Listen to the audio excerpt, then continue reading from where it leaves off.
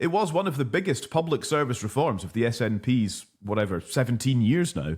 The scheme was a key policy of former First Minister Nicola Sturgeon's administration.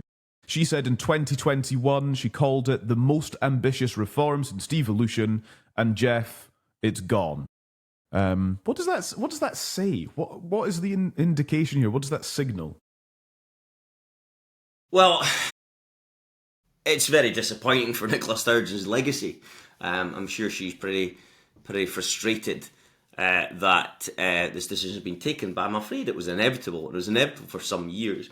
Now, I spoke to a very senior and respected economist known to us all. I will remain nameless. I want to protect that. But he said to me back in 2021, shortly after this was announced, and this is before any firm detail was on the table, and said, I just don't see how this could be delivered unless there is massive cuts elsewhere.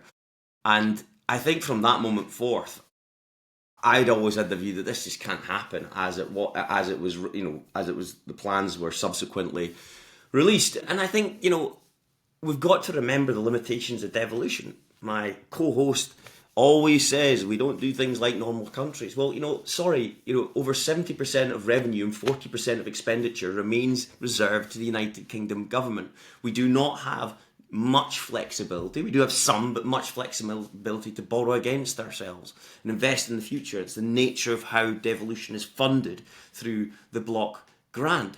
And I just can't understand why it's taken so long to get to this position, which, as I say, was inevitable. Hugely disappointing. But again, I think John Swinney's made the right decision. You can't have this thing carrying on throughout 2025 when you've got an election to try and win in 2026. Take the hit just now. They're rightly getting panned for it. There's absolutely no doubt about that. But I just don't understand why it took so long for us to understand that it couldn't be delivered unless you are willing to make sweeping cuts elsewhere in your budget, which was never going to happen.